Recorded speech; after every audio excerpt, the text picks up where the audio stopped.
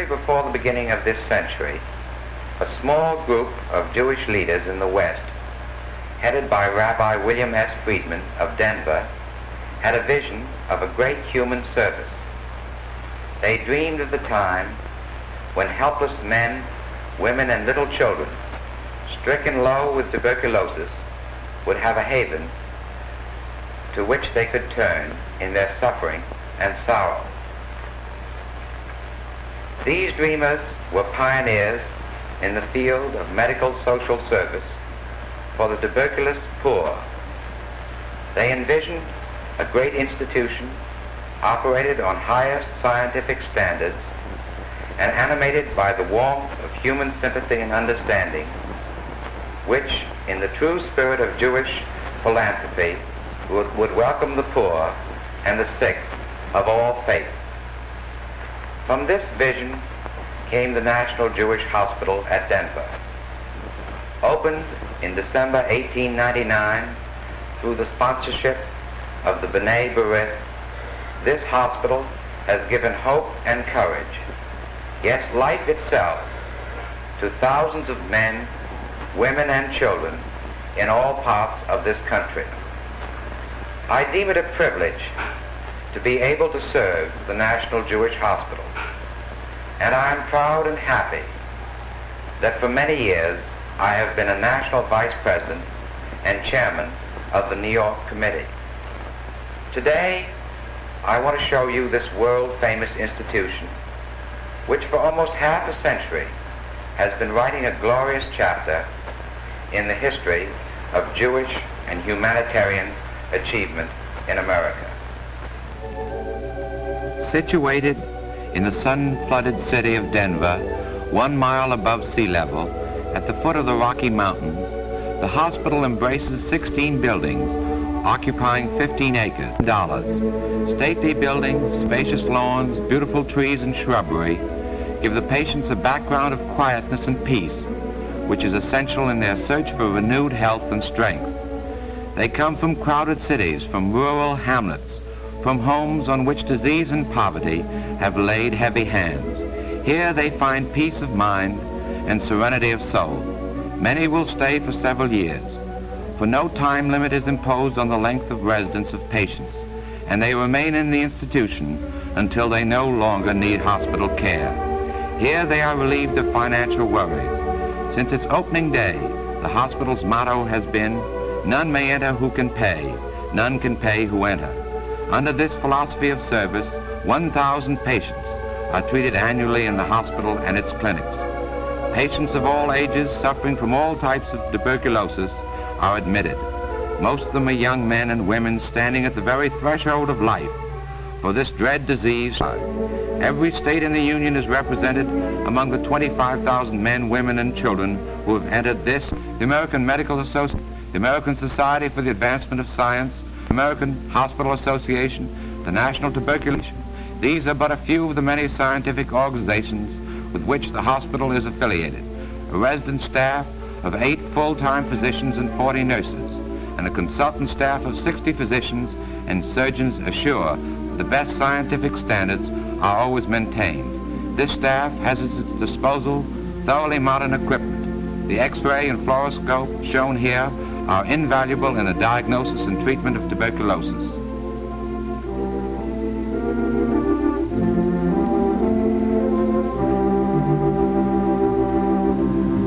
Here we see a patient undergoing pneumothorax, which will put his diseased lung at rest. This hospital does not treat merely the tuberculosis of its patients. Service is available in every branch of medicine, and modern equipment and highly developed technical skills assure the best possible care. Frequently, highly specialized surgery is necessary to save the patient's life. It is readily given without a penny of cost to the patient.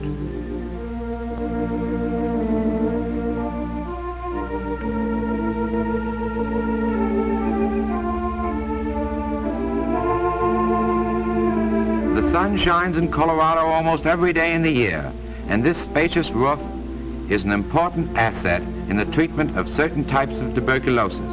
Meanwhile, cheerful recreation rooms speed these convalescent patients along the road to health.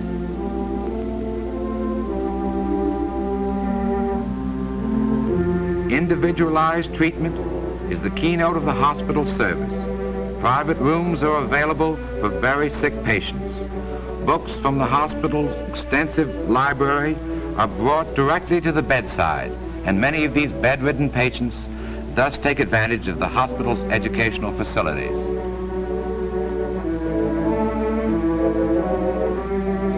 These patients, many of whom have been confined to bed for several years, are now able to go to the main dining room to enjoy the hospital's carefully planned and well-cooked meals to the fullest. The hospital's dietary is strictly kosher, in spite of the fact that no patient pays. Every patient is treated as an honored guest.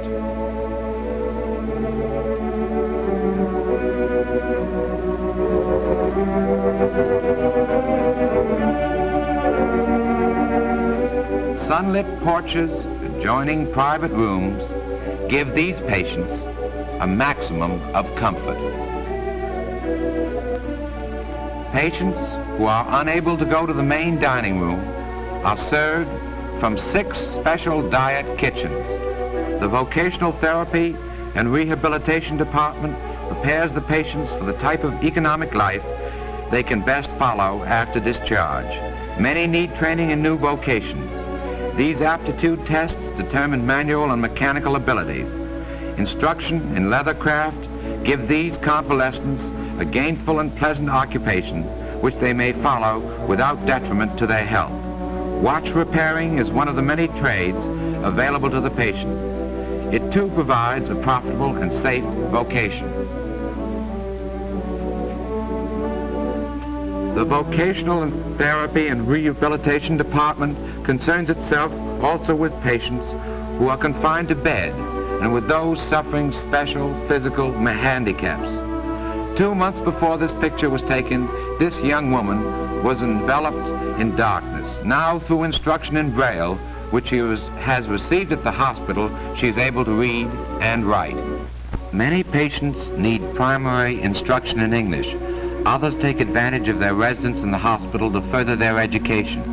Hospital classes are well attended. Through the Children's Service of the National Jewish Hospital, thousands of tuberculous children have been given the opportunity for the help they could otherwise not have. These little ones suffering from childhood tuberculosis spend most of the day out of doors. Snow has no terrors for them, and the stimulating mountain air of Colorado is the tonic which they need for their enfeebled bodies.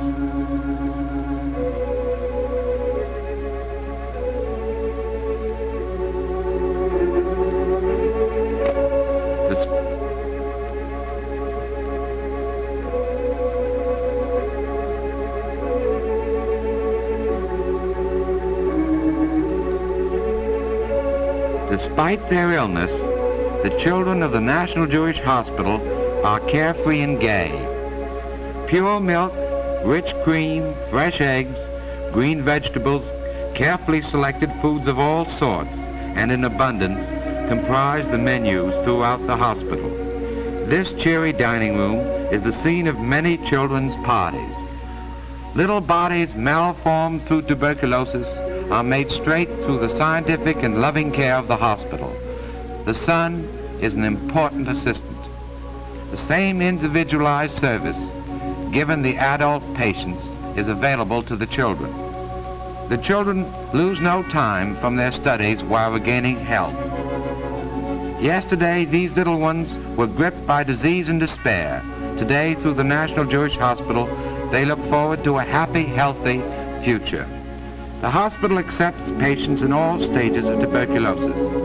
While 80% of all adults admitted come as far advanced cases, 73% of all patients discharged leave as either recovered or greatly improved. A highly efficient medical department makes these excellent results possible. Dr. Charles J. Kaufman, the medical director, meets daily with the resident physicians, and individualized treatment is prescribed for each patient.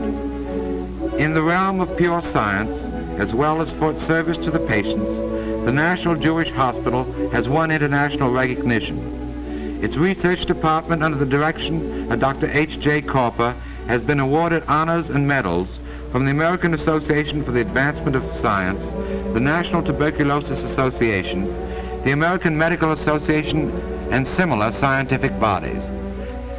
The objective of this department is the development of a preventative of tuberculosis, and its work is recognized as one of the major forces in the battle against the disease. The research department has won particular recognition for the development of a process which tubercle bacilli will grow on an ordinary potato. This has been universally recognized as a speedy and economical method of determining the presence of tuberculosis in animals and in humans, and is in general use in laboratories and hospitals throughout the world. Dr. Corper inspects the potato culture tube and sees with the naked eye billions of tubercle bacilli. Students enrolled in the University of Colorado Medical School receive instruction in tuberculosis here.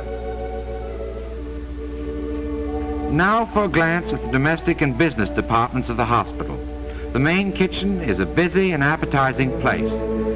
Much of the success in the treatment of the patient depends upon the food which he eats, and the hospital spares no expense to give the patients just what the doctor orders.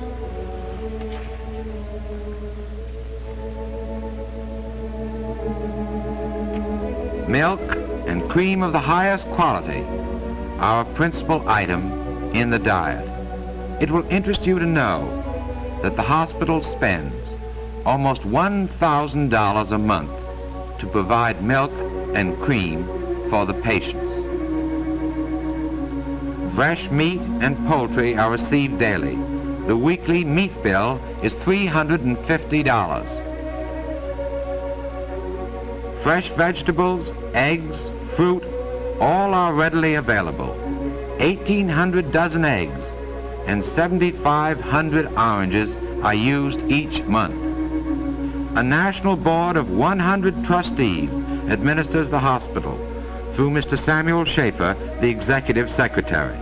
The annual budget is $350,000 a year.